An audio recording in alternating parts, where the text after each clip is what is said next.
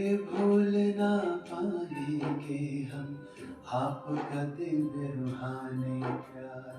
कभी भूल ना पाएंगे हम आपका दिव्य रूहानी प्यार। ओ प्यारी दादी गुलजार, ओ मीठी दादी गुलजार, ओ प्यारी दादी गुलजार, ओ मीठी दादी गुलजार।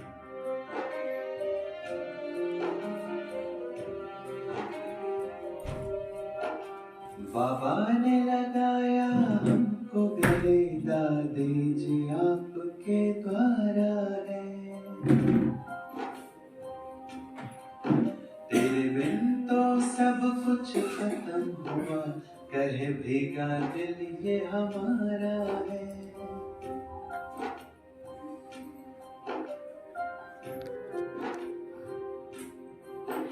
बाबा ने लगाया हमको गले, दादी जी आपके द्वारा है। तेरे बिन तो सब कुछ खत्म हुआ, कहे भीगा दिल ये हमारा है, कहे भीगा दिल ये हमारा है।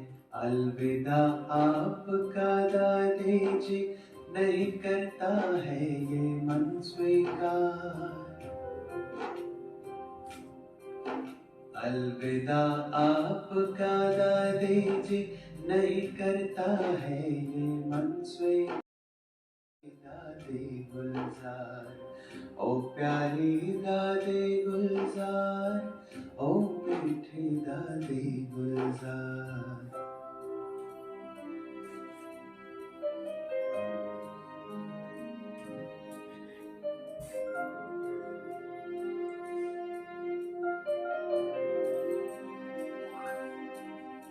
तुम दौलत हो हम सब की दादी, तुम ही तो दिलो जान हो। बर्दाश्त नहीं तेरा जाना, हम सब की आप मुस्कान हो, हम सब की आप मुस्कान हो। भावुक नैना झर झर बरसे, भावुक नैना झर झर बरसे, गए आज हम जैसे हार। कभी भूल ना पाएंगे हम आपका दिव्य रूहानी प्यार। कभी भूल ना पाएंगे हम आपका दिव्य रूहानी प्यार।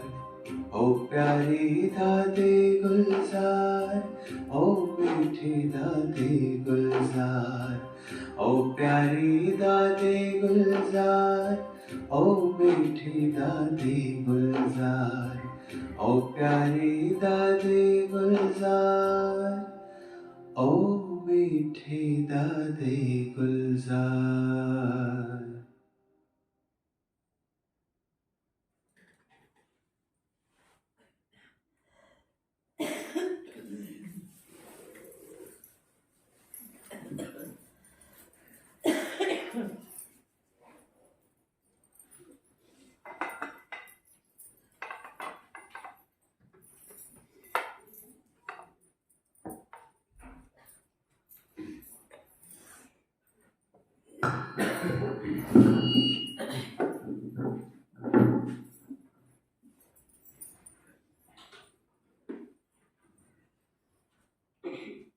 ओम शांति। ओम शांति। 11 मार्च 2023 की मुरली के साकार महावाक्य है, मीठे बच्चे, ज्ञान और योग बल से पुराने पापों के खाते को चुकतो कर नया पुण्य का खाता जमा करना है। तो बाबा क्या करें, ज्ञान और योग बल से हमें क्या करना है, पुराने खाते को चुकतो करना है और अब क्या करना है, नया पुण्य का खाता जमा करना है। योग बल से एवर हेल्दी वेल्दी बनना है। जितना हम योग करेंगे उतना हेल्थ बनेगी और हेल्थ अच्छी रहेगी तो वेल्थ अपने आप आएगी। तो बाबा कह रहे हैं कि योग बल से एवर हेल्दी और वेल्दी बनना। बाबा ने प्रश्न पूछा, संगम युग की विशेषताएं कौन सी हैं जो सारे कल्प में नहीं हो सकती? संगम युग की कौन सी विशेषताएं हैं जो सारे कल्प में नहीं हो सकती? बाप बच्चों का मिलन होता है इसी समय पे, और देवता बनते हैं, ब्राह्मण बनते हैं, और क्या होती है? बाबा डायरेक्ट बात करते हैं बच्चों से। और क्या विशेषता है? और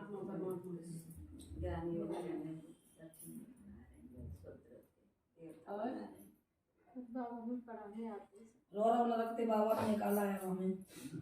संगम युग की तो अनेक विशेषताएं हैं, चिंतन करते हैं हम।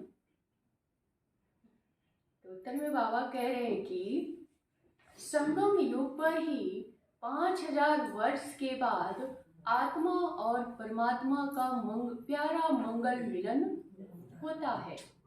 यही समय है बाप से बच्चों के मिलने और वर्षा लेने का। बाप सभी आत्माओं के लिए इसी समय ज्ञान देते हैं, सबका लिबरेट बनते हैं। संगम युग पर ही देवी देवता धर्म की सैंपलिंग लगती है। जो दूसरे धर्म में कन्वर्ट हो गए हैं वह निकल आते हैं। सभी अपना अपना पुराना हिसाब किताब चुकतो कर वापस जाते हैं। ऐसी विशेषताएं और किसी युग में नहीं है। संगम पर ही क्या है, हमारा हिसाब किताब चुकतो होता है और नया पुण्य के खाता जमा होता है। ओम शांति। परमपिता शिव नाम जरूर लेना है।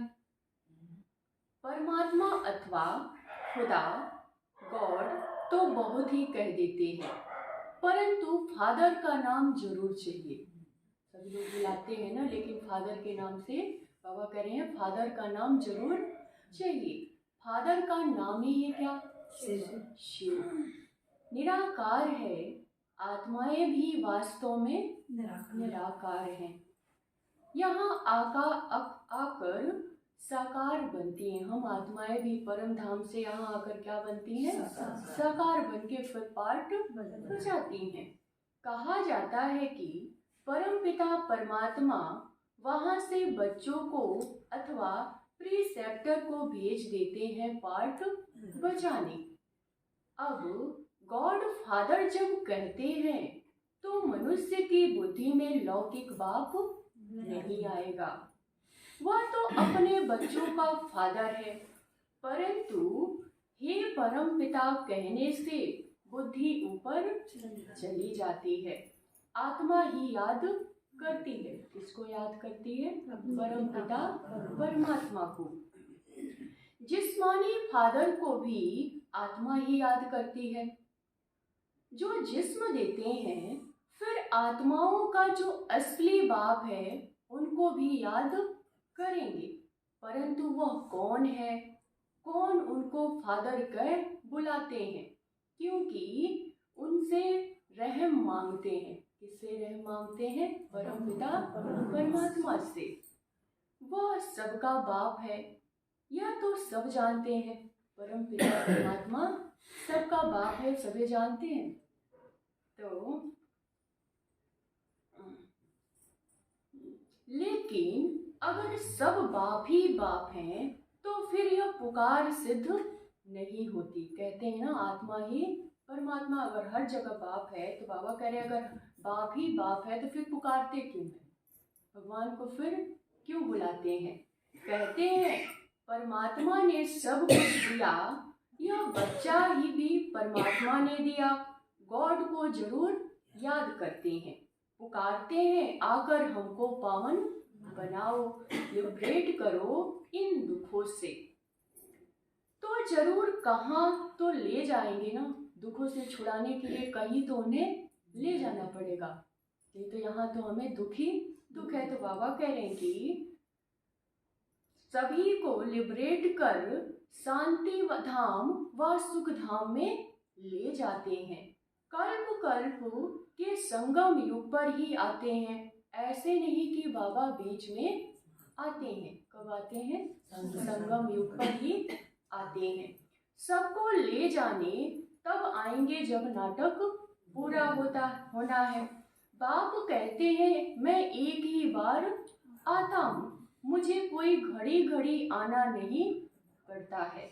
मैं एक बार आता हूँ जब सब तमो प्रधान बन पड़ते हैं, क्योंकि 84 जन्म तो जरूर पूरे करने हैं। जब 84 जन्म हमारा पूरा हो तभी परमात्मा आते हैं। अगर पहले आऊं तो 84 का चक्र पूरा हो न सके। चक्र का पूरा अंत चाहिए ना। जब आना होता है तो फिर बच्चों को आकर पहले पहले बाप बनता हूँ। बाबा जब आते हैं तो बच्चों का क्या बनते हैं? पहले अडॉप्ट कर बाप बनते हैं, फिर क्या बनते हैं? टीचर बनते हैं, फिर सतगुरु बनते हैं। तो बाबा कह रहे हैं पहले पहले आता हूँ तो मैं बाप बनता हूँ, फिर टीचर सतगुरु भी बनता हूँ। बाप जन्म देते हैं और टीचर क्या करते हैं? शरीर निर्वाह अर्थ के लिए हमें शिक्षा देते हैं, और गुरु किया जाता है सदगति के लिए। तो गुरु यहाँ के लिए किए जाते हैं।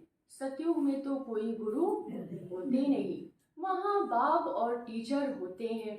ऐसे नहीं कि बाप टीचर बन पढ़ाते हैं, ऐसा नहीं है कि लौकिक में कि बाप हमारा टीचर भी बन जाए और सतगुरु भी बन जाए। तो बाप अलग और टीचर अलग होते हैं। यहाँ यह बाप टीचर गुरु एक ही है। तुम बच्चों को एडॉप्ट किया है, तुम हो मुख बंसावली, फिर चाहिए पढ़ाई। अब गोद लेने के बाद हमें क्या चाहिए? पढ़ाई चाहिए। तो सारे सृष्टि चक्र के आदि मध्य अंत का राज समझाते हैं। बाबा हमें सृष्टि के आदि मध्य अंत का ज्ञान देते हैं। मूल वतन, बाबा कह रहे हैं ड्रामा में मुख्य क्रिएटर, मुख्य एक्टर कौन कौन है? सारे विश्व के चक्र की नॉलेज बताते हैं। मूल वतन, सूक्ष्म वतन, स्थूल वतन का सारा समाचार बताते हैं। अब पता चल गया ना मूल वतन कहाँ है। मूल वतन में कौन रहते हैं? और सूक्ष्म वतन में, और स्थूल वतन में। तो बाबा कह रहे हैं कि यह सारा चक्र कैसे फिरता है, पहले पहले नई दुनिया में कौन आते हैं, इसका बाबा ने हमें क्या दिया? ज्ञान बताया। पहले हमें ज्ञान नहीं था। ज्ञान से क्या मिलती है हमें?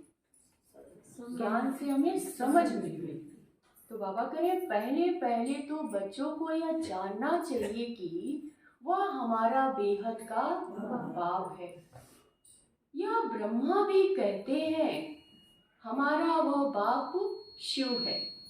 ब्रह्मा वल्द शिव, माने ब्रह्मा का बाप भी कौन है? शिव है। शिव बाबा भी कहते हैं यह ब्रह्मा हमारा बच्चा है, मुझे इनमें प्रवेश करना है। मैं इनको एडॉप्ट किया। पहले इनका नाम असल में क्या था? एकराज।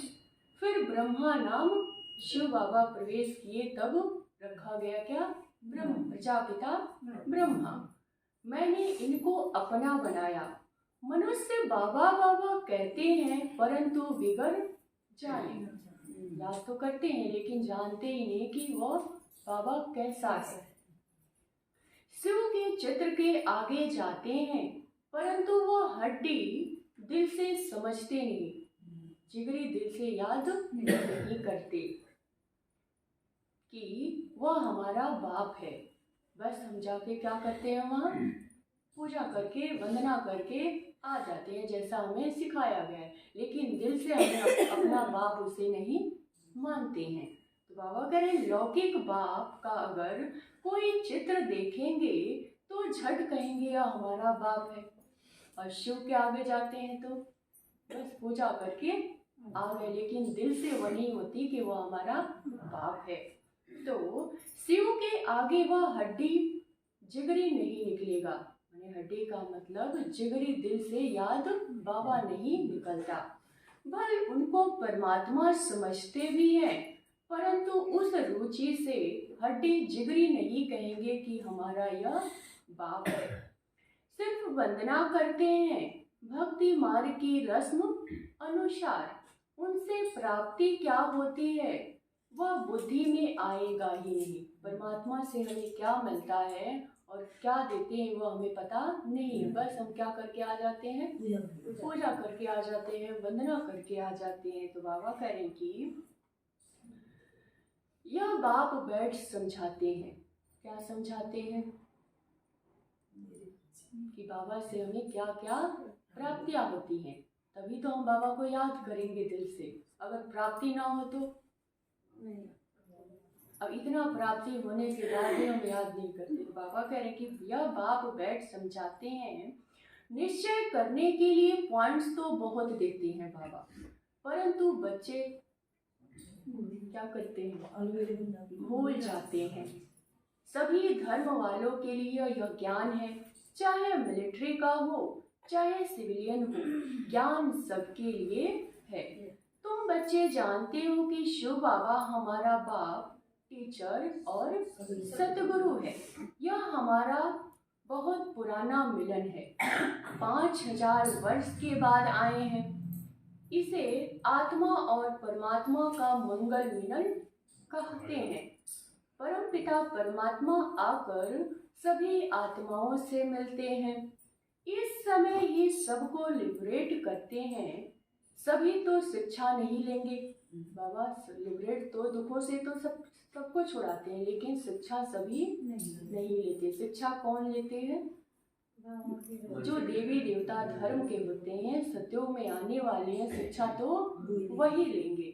शिक्षा वह लेंगे जो देवता बनने वाले होंगे। मनुष्य सृष्टि का इतना बड़ा झाड़ है, इनसे सैंपलिंग लगाते हैं। आज गवर्नमेंट भी किस्म किस्म की सैंपलिंग लगाती है। बाबा भी सैंपलिंग लगाते हैं। कौन सी बाबा सैंपलिंग लगाते हैं? देवी देवताओं की सैंपलिंग लगाते हैं। तुम असल में देवी देवता धर्म के हो, फिर और धर्मों वालों का भी सैंपलिंग लगेगा। जो कन्वर्ट हो गए हैं वह निकल आएंगे।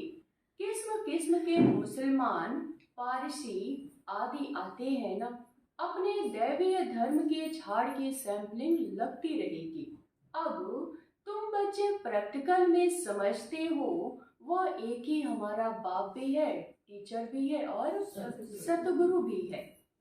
कोई ने बाबा करें कि मनुष्य तो कहते हैं बाप ने हमको जन्म दिया, फिर फलाने टीचर ने हमको पढ़ाया, फिर पिछाड़ी में गुरु करते हैं।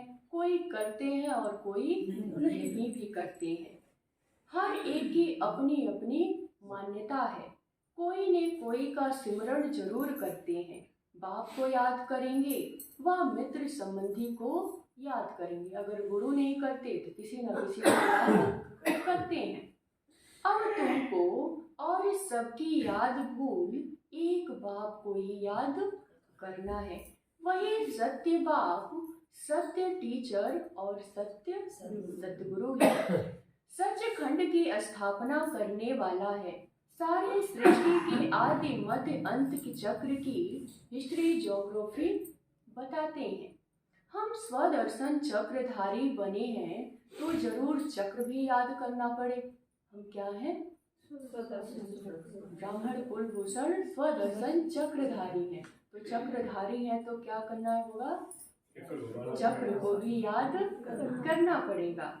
यह सृष्टि का चक्र कैसे फिरता है? पता है ना सृष्टि का चक्र कैसे फिरता है? शुरू से अंत तक चक्र को जानते हो और यह कल्प के संगम युग पर भी जान सकते हो। बीच में तो कोई जान न सके। बीच में किसी को यह ज्ञान नहीं मिलेगा कि चक्र कैसे फिरता है। कब ज्ञान मिलता है? संगम युग पर। बाप पढ़ाते ही है कल्प कल्प के संगम युग पर। सारे वर्ल्ड की हिस्ट्री ज्योग्राफी का राज और कोई भी समझा न सके। बाप ही समझाते हैं।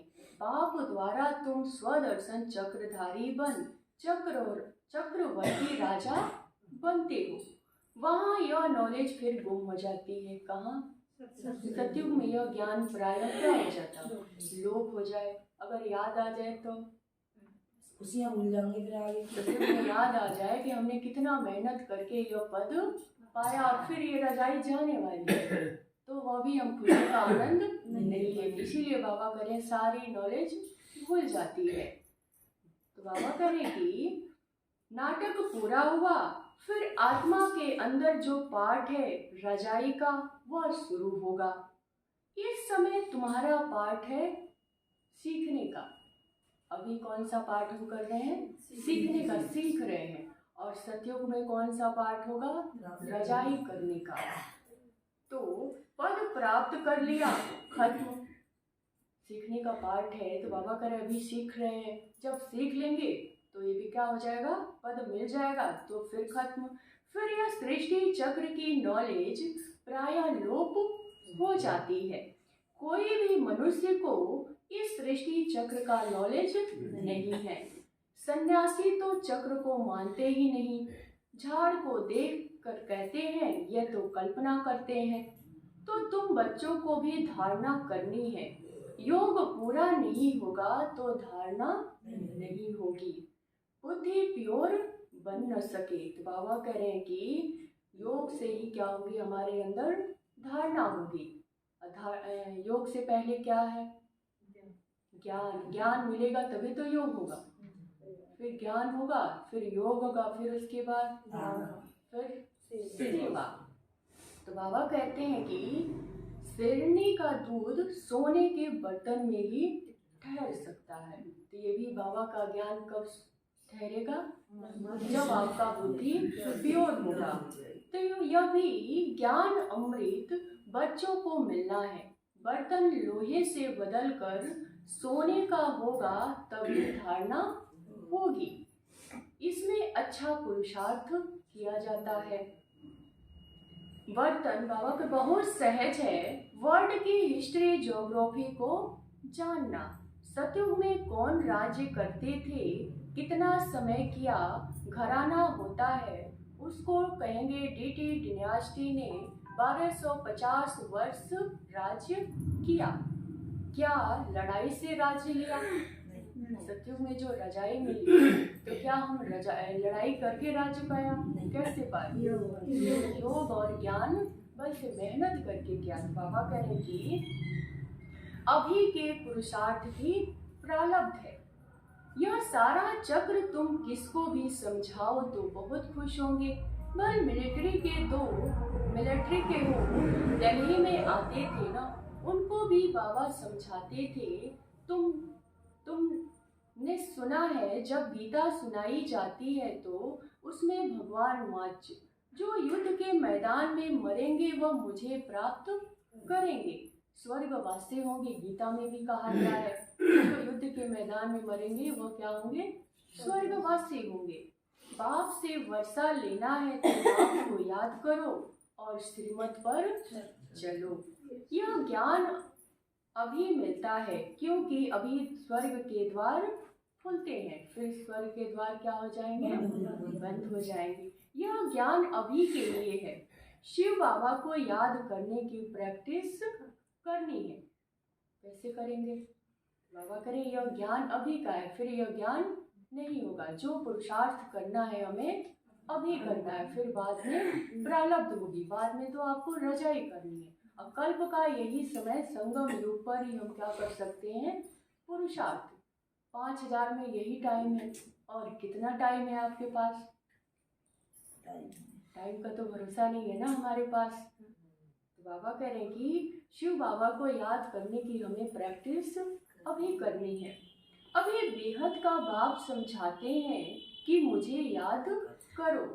उस गुरु के बदले एक शिव बाबा को याद करना पड़े, मेहनत है। वह बाप सभी का एक ही है, उस द्वारा ही स्वर्ग मिल सकता है। शांति सुख का वर्षा उनसे ही मिलता है। यह समय ही है बाप द्वारा बाप से मिलने का अथवा वर्षा पाने का। बाबा करें ये कौन सा समय चल रहा है? बाप द्वारा बाप से मिलने का अथवा बाप से वर्षा पाने का। सतयुग में था ही एक धर्म, तो अनेक धर्म विनाश और एक धर्म की स्थापना का काम परमपिता परमात्मा का ही है, दूसरा कोई कर न सके। जो बाप द्वारा पढ़ते हैं, राजयोग सीखते हैं, वह स्वर्ग में चले जाते हैं। तुम जानते हो अब कलयुग का अंत है। महाभारी लड़ाई भी सामने खड़ी है। जो पढ़ेंगे वही पद पाएंगे, बाकी सब हिसाब किताब चुकतो कर वापिस जाने वाले हैं। कहाँ जाएंगे? बाबा कह रहे हैं जो पढ़ेगा वो कहाँ जाएगा? सतयुग में जाएगा, और बाकी जो बच्चे हैं वो अपना हिसाब किताब चुकतो करके कहाँ जाएंगे? शांति धाम। तो बाबा कह रहे हैं कि तुमको अभी तुमको अभी प्रैक्टिकल में अपने पापों का चुकतो कर और पुण्य का खाता जमा करना है। जितना जितना ज्ञान और योग में रहेंगे तो पुराना खाता भस्म हो जाए और नया जमा होता जाएगा। योग बल से तुम्हारी आयु बढ़ेगी, तुम एवर हेल्दी वेल्दी बनते जाएंगे। ज्ञान और योग से मिलते हैं। यह तुम्हारे लिए भी हॉस्पिटल भी है और क्या है, कॉलेज भी है। वास्तव में सच्ची सच्ची यूनिवर्सिटी यह है। गवर्नमेंट की जो यूनिवर्सिटी है उनको यूनिवर्सिटी नहीं कहेंगे। यूनिवर्स तो सारे विश्व को कहा जाता है। यूनिवर्स किसको कहेंगे? सारे विश्व को। उसमें विश्व की नॉलेज कोई है नहीं, वह है हद की बातें। कितनी हद की हदें डाल दी है। यूनिवर्सिटी को हिंदी में कहा जाता है विश्वविद्यालय। वो सब हद की बातें हैं। तो बाबा कह रहे हैं सारे विश्व में कोई भी आकर पढ़े। यूनिवर्सिटी में क्या होता है कि सारे विश्व में कोई भी आकर पढ़ सकता है। तो बाबा कह रहे हैं उस यूनिवर्सिटी में तो ऐसा हो न सके, यहाँ कोई भी आकर पढ़ सकते हैं। विश्व का रचयिता ही यह विश्वविद्यालय स्थापना करते हैं। हम लिखते भी ऐसे हैं। अब विश्वविद्यालय या यूनिवर्सिटी में फर्क क्या है? विश्वविद्यालय और यूनिवर्सिटी में क्या फर्क है? विश्वविद्यालय का मतलब है कि विद्यालय जो सारे विश्व में है। यूनिवर्सिटी वही तो इंग्लिश हो गया, सेम है, लेकिन गवर्नमेंट यूनिवर्सिटी लिखने नहीं देती विश्व। इसीलिए तो देखिए हर जगह विश्वविद्यालय अपना लिखा जाता है ना, ईश्वरीय विश्वविद्यालय। लेकिन है तो बाबा कह रहे हैं सेम वर्ड, हिंदी और इंग्लिश का ही फर्क है। तो बाबा कह रहे हैं कि वह हिंदी और वह है अंग्रेजी अक्षर। यह विश्व के रचयिता ने विश्वविद्यालय रचा, जहाँ बाप मनुष्य को देवता राजाओं का राजा बनाते हैं, लिबरेट करते हैं। श्रीमत तो मिलती है, परंतु आसुरी मत वाले श्रीमत को मानते ही नहीं। यहाँ इस श्रीमत से कितना श्रेष्ठ बनते हैं। श्रीमत से ही हम क्या बनते हैं? देवी देवता बनते हैं। और श्रीमत को न माने तो क्या होगा? श्रीमत को न माने तो क्या होगा? तो बाबा कह रहे हैं कि वो लोग तो श्रीमत को मानते ही नहीं। अपने तन मन धन से भारत को स्वर्ग बना रहे हैं और सारा गुप्त है। बाबा भी गुप्त आते हैं।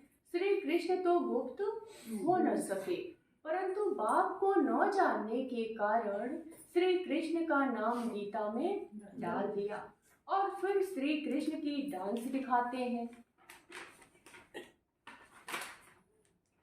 वह तो प्रिंस प्रिंसेस आपस में करते होंगे डांस। क्या करेंगे? जो प्रिंस प्रिंसेस होंगे वह आपस में डांस करेंगे। वहाँ प्रजा थोड़े ही जा सकते उनके महलों में। बाप समझाते तो बहुत है, कहते हैं ज्ञान धन लेकर फिर दान करते जाओ। बड़ी ऊंची पढ़ाई है और पढ़ना भी ऐसे साधारण है। कुर्सी पर तो आसन लगा न सके, कुर्सी पर हम आसन लगाकर बैठ नहीं सकते। बड़ी बाबा करें कि यहाँ टांग पर टांग चढ़ाकर बैठना यह रजाई बैठक की ठीक है। यूं तो तुम कैसे भी बैठ सकते हो। बाबा करें यूं तो आप कैसे भी बैठ सकते हो। सतयुग में तो गोल्डन स्पून इन माउथ है। बच्चों ने साक्षात्कार भी किया है, कैसे विमानों से सोना भरकर आते हैं, महल आदि बहुत जल्दी सब कुछ बन जाते हैं। अब भी बाबा के देखते देखते बिजली मोटर आदि क्या क्या बन गए। जब बाबा आए तो ये बिजली मोटर मोबाइल ये सब कुछ नहीं थी, तो सब क्या हुए बाबा के सामने ही क्या बने हैं। तो आगे अनाज कितना सस्ता था, सतयुग में कितना सस्ता होगा, बाबा करे अभी आगे कितना सस्ता था और सतयुग में कितना सस्ता होगा। तो तुमको एक जन्म की पढ़ाई से यहाँ सोने के सिक्के की कीमत 100 रुपया है, वहाँ तो 1 पैसा होगी, तो कितना फर्क है। तो तुमको एक जन्म की पढ़ाई से 21 जन्मों की रजाई मिलती है, और क्या चाहिए। बाबा करे एक जन्म पढ़ाई करो और 21 जन्म की बादशाही मिलती है, तो और कुछ चाहिए, कुछ चाहिए और। तो बाबा कह रहे बाबा युक्तियाँ तो बताते रहते हैं, बच्ची अगर ज्ञान नहीं लेती तो बाबा क्या कहेंगे। बाबा कह रहे कि बच्ची अगर ज्ञान नहीं लेती है तो उनको शादी करानी पड़े। बच्चा अगर ज्ञान न लेवे तो कहेंगे जाकर अपना कमाओ और शादी करो। बच्चे की जिम्मेदारी नहीं, बच्चे की वो देते हैं ना, जिम्मेदारी रहती है। तो बाबा कह रहे हैं बच्चे की अब ज्ञान नहीं लेगी तो क्या करेगी, शादी करो और अपने घर जाओ लगे। लेकिन बच्चे के लिए बाबा कह रहे हैं कि अपना जाओ कमाओ और खुद ही शादी करो। बाबा राय तो हर बात की देते हैं, शादी पर जाना है तो सिर्फ फल लेकर शिव बाबा को याद कर खाएंगे तो वो पवित्र बन जाएगा। तो बाबा हर चीज़ की राय देते हैं, अगर शादी ब्याह में आप जा रहे हैं तो क्या खा सकते हैं और खाएंगे तो कैसे, शिव बाबा को याद करके। अच्छा, मीठे बाप दादा का मीठे मीठे सिके लदे ब्राह्मण कुलभूषण स्वदर्शन चक्रधारी नूरे रत्नों प्रति याद प्यार और गुरमोनी। रूहानी बाप की रूहानी बच्चों को नमस्ते। हम रूहानी बच्चों को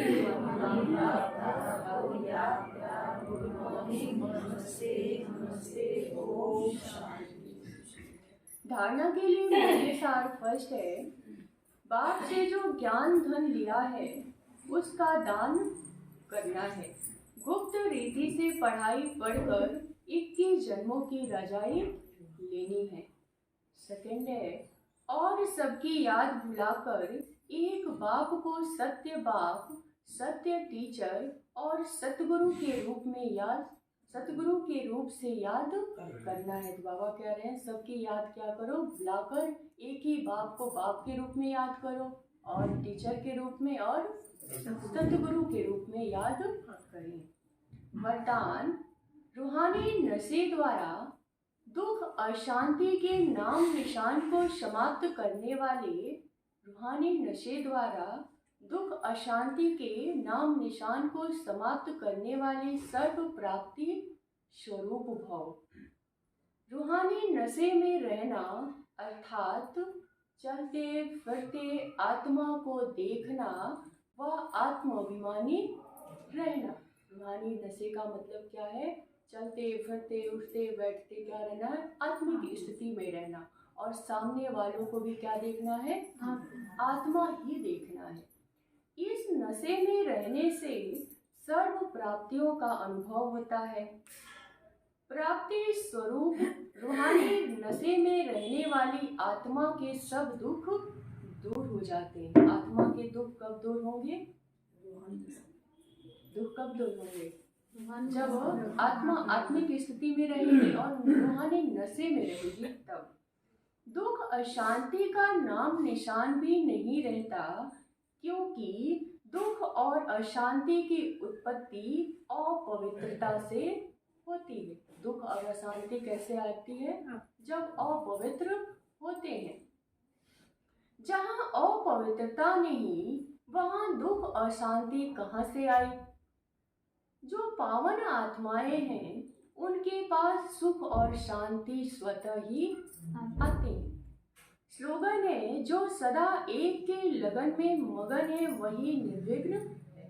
जो एक की लगन की याद में मगन रहते हैं उन्हें कोई भी विघ्न नहीं आते। विघ्न तो आएंगे लेकिन आप सहज ही पार कर लेते हैं। तो सार था मीठे बच्चे, ज्ञान और योग बल से पुराने पापों के खाते को चुकतो कर नया पुण्य का खाता जमा करना है।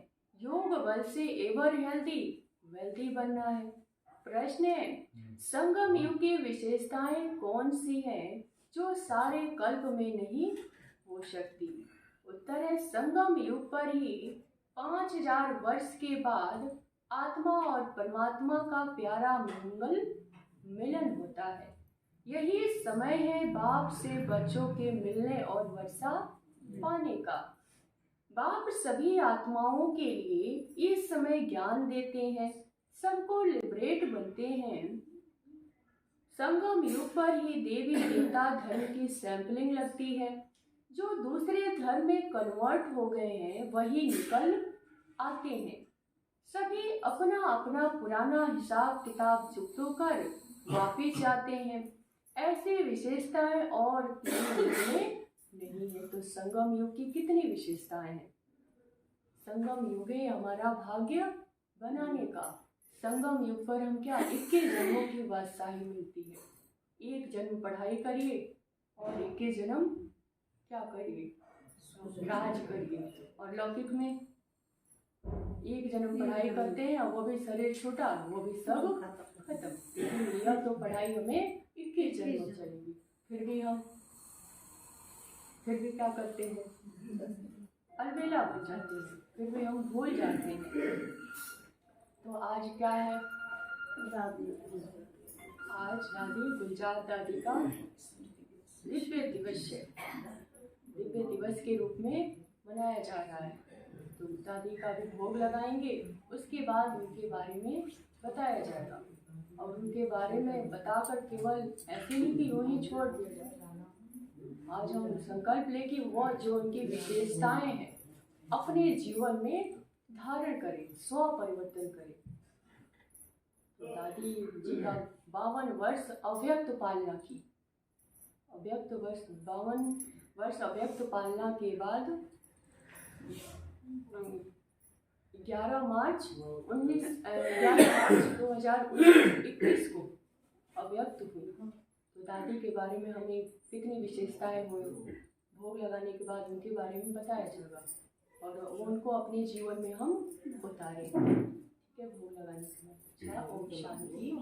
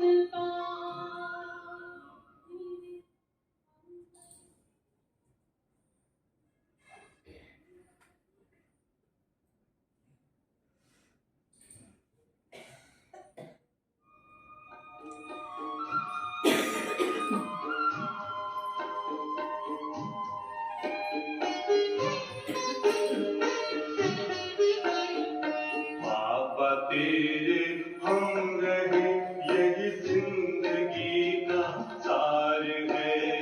बाबा तेरे हम रहे यही जिंदगी का सार है।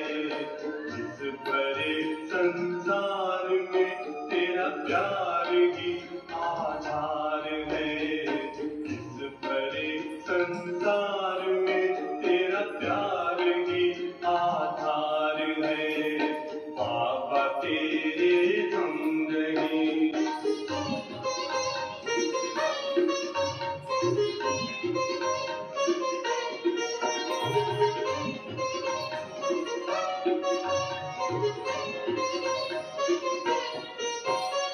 प्राणों में बस तू है बाबा और न दूजा कोई। प्राणों में बस तू है बाबा और न दूजा कोई। स्वर्ग तुमने दे दिया है काम में ढूंढा वही। स्वर्ग तुमने दे दिया है काम में ढूंढा वही। काम में ढूंढा वही। बाबा तू ही एक जिस पर बच्चों का अधिकार है। बाबा तू ही एक जिस पर बच्चों का अधिकार है। बाबा तेरे हम रहे।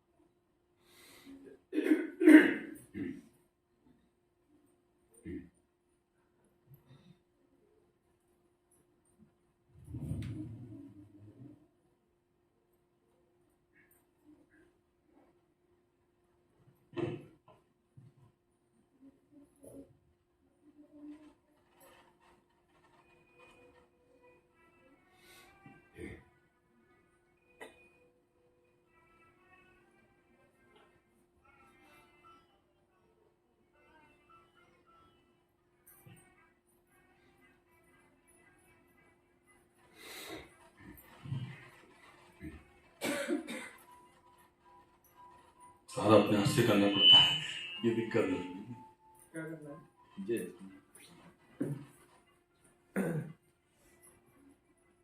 कौन सा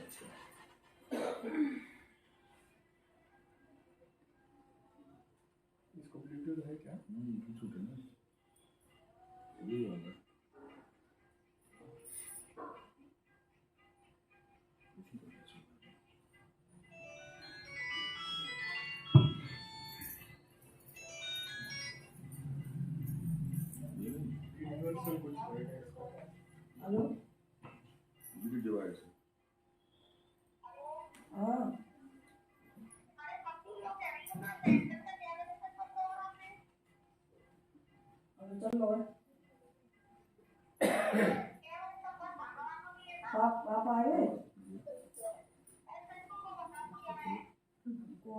ओम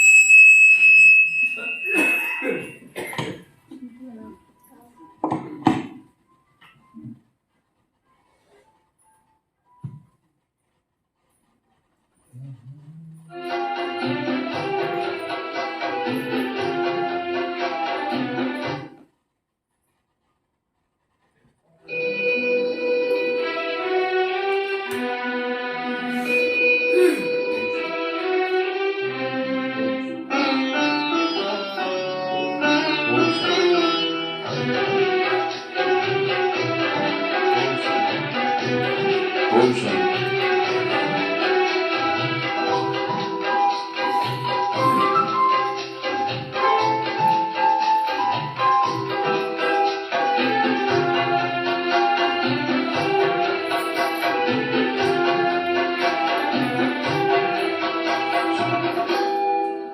पर सजा कर नई रोशनी बिखेरी, शिव भाल पर सजा कर नई रोशनी बिखेरी। गुलजार नाम उसका, गुलजार नाम उसका, थी प्यारी दादी मेरी। शिव भाल पर सजा कर नई रोशनी बिखेरी। गुलजार नाम उसका, गुलजार नाम उसका, थी प्यारी दादी मेरी। शिव भाल पर सजा कर नई रोशनी बिखेरी।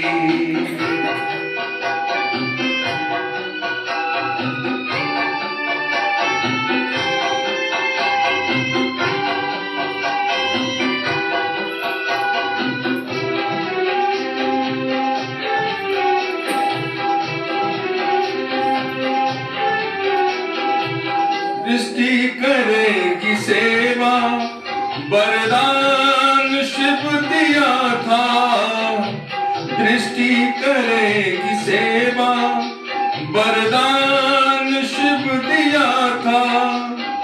शिव शक्ति बन के जग पे उपकार ही किया था, उपकार ही किया था।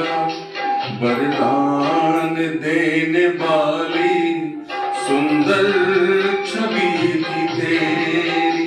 वरदान देने वाली सुंदर छवि थी तेरी। गुलजार नाम उसका, गुलजार नाम उसका, थी प्यारी दादी मेरी। शिव भाल पर सजा कर नई रोशनी बिखेरी। शिव भाल पर सजा कर नई रोशनी बिखेरी। गुलजार नाम उसका, गुलजार नाम उसका, थी प्यारी दादी मेरी। शिव भाल पर सजा कर नई रोशनी बिखेरी।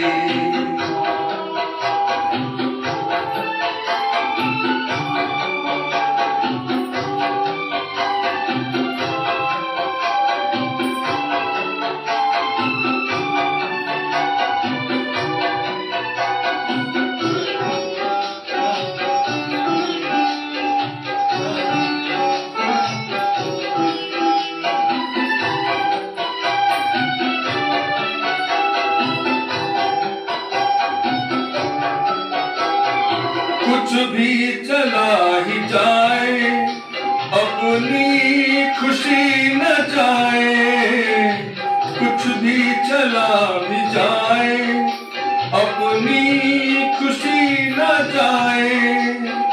शिक्षाएं तेरी हमको नई राह भी दिखाए, नई राह भी दिखाए। वाणी मधुर थी कोमल ओजस से भरी, वाणी मधुर थी कोमल ओजस से भरी। गुलजार नाम उसका, गुलजार नाम उसका, थी प्यारी दादी मेरी। शिव भाल पर सजा कर नई रोशनी बिखेरी, शिव भाल पर सजा कर नई रोशनी बिखेरी। गुलजार नाम उसका, गुलजार नाम उसका, थी प्यारी दादी मेरी। शिव भाल पर सजा कर नई रोशनी बिखेरी, शिव भाल पर सजा कर नई रोशनी बिखेरी।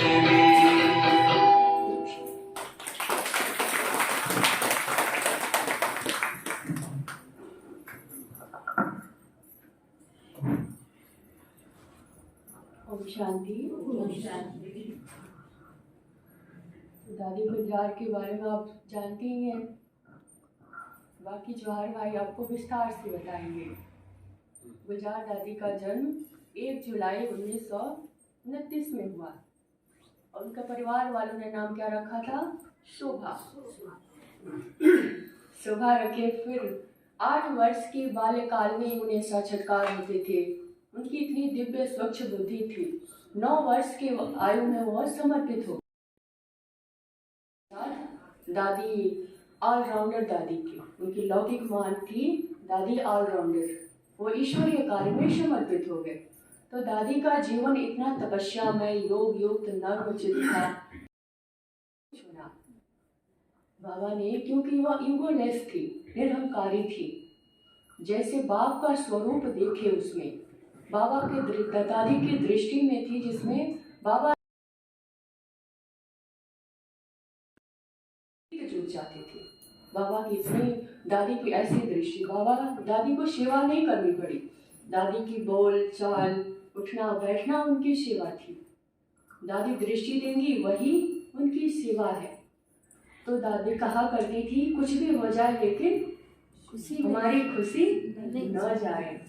तो पूछा जाता था कि दादी आपको इतना बड़ा यज्ञ चलाना है, आपको चिंता नहीं होती? तो बाबा दादी को निश्चय था, निश्चय और निश्चय भी था कि बाबा का है, बाबा कर रहा है। क्योंकि दादी के अंदर क्या था? संसार भी बाबा और संस्कार भी बाबा के थे।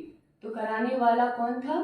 बाबा। इसलिए बाबा को दादी की कोई संकल्प नहीं थी कि क्या होगा कैसे होगा, सब काम ऑटोमेटिक होते हैं। इसीलिए बाप दादी को कोई संकल्प, इसीलिए उनको संदेशी का भी पार्ट मिला है ट्रांस में जाने का। तो हम दादी के जीवन को क्या करें? उनकी स्मृति दूसरी पुण्य तिथि मना रहे हैं। ऐसा नहीं कि बस हम उनकी स्मृतियों को आज करें, लेकिन उनकी विशेषताओं को, एक विशेषता अपने जीवन में धारण करें और अपने स्व परिवर्तन करें, जिससे हमारा जीवन परिवर्तन हो। दादी कैसी थी कि बाबा ने उन्हें चुना, भागीरथ कहा जाता है ना दादी को। तो दादी की कैसी विशेषता रही? वह शुरू से ही गंभीर, शांत, नर्मचित रही। उनमें कोई भी इतना ईगो का अहंकार था ही नहीं, मेरा मैंपन था ही नहीं। इसीलिए तो बाबा ने चुना। जो भी करवा रहा है, कौन करवा रहा है? बाबा करवा रहा है। तो हमें भी उनके जैसा बनना है, उनके जैसा तीव्र पुरुषार्थ। दादी को पुरुषार्थ करने में मेहनत नहीं लगी, क्योंकि बाल्यकाल में ही दादी आ गई। बाल्यकाल में बच्चे क्या करते हैं? उनको खिलौनों से प्यार होता है, लेकिन दादी का क्या था? आत्मिक दृष्टि का अभ्यास, आत्मिक स्थिति का अभ्यास करती थी दादी। उसी से उनकी स्थिति और ही पावरफुल हो गई। और बाकी विस्तार जौहर भाई आपको और बताएंगे, अच्छे से सुनिए और अपने जीवन में उसे धारण करिए। अच्छा, ओम शांति।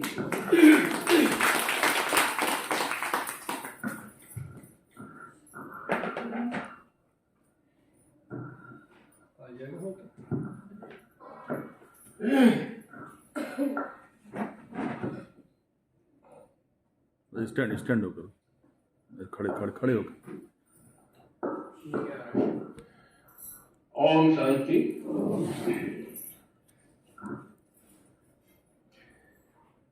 मिटा दे अपनी हस्ती को, मिटा दे अपनी हस्ती को, अगर कुछ मर्तबा चाहे, दाना खाक में मिलकर गुले गुलजार होता है। हजारों फूल चाहिए एक माला बनाने को, हजारों बूंद चाहिए समुद्र बनाने के लिए, मगर अकेली दादी ही काफी है बाबा को प्रत्यक्ष करने के लिए।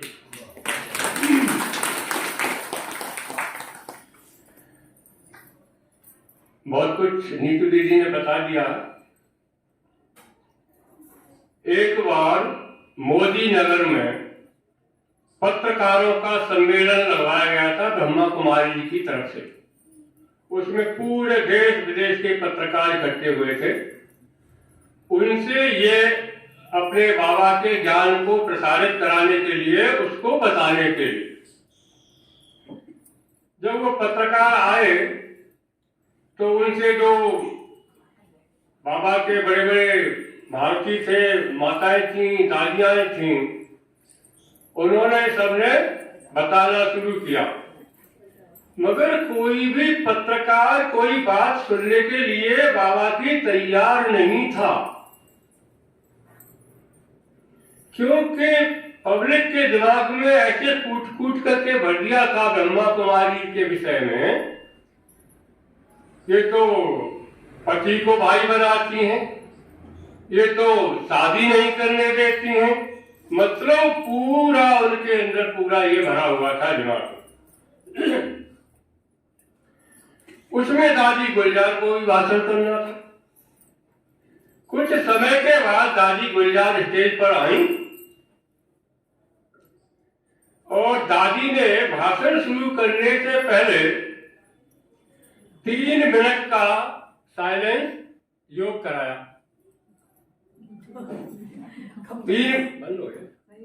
3 मिनट का योग कराया। उस 3 मिनट योग कराने के बाद उन पत्रकारों को बताया गया कि अभी आपके अंदर में जो भी शंका है, जो भी पूछना चाहते हैं, अभी दादी स्टेज पर हैं, दादी से आप अपने सवालों के उत्तर कर सकते हैं, प्रश्न पूछ सकते हैं दादी से, क्या क्या आपके अंदर में। उस 3 मिनट के वाइब्रेशन ने वहां का पूरा वातावरण इस तरह से चेंज कर दिया, इस तरह से बदली कर दिया, शांति में बदली कर दिया कि जिसको भी पूछे वो बोलता है कि अभी हमको कोई प्रश्न बाकी ही नहीं रहा जो कि हम दादी से पूछे। हमारे अंदर जितनी भी वो भ्रांतियां थी वो सब हमारी इस साइलेंस के 3 मिनट के अंदर सब दूर हो गई। हमें अभी कुछ नहीं पूछना। तो आप ये लगा लीजिए कि जो 3 मिनट के अंदर बुद्धि को चेंज कर दे, पूरे वातावरण को चेंज कर दे। आज उसी दादी के बारे में हम थोड़ा सा विस्तार से भी बात करेंगे।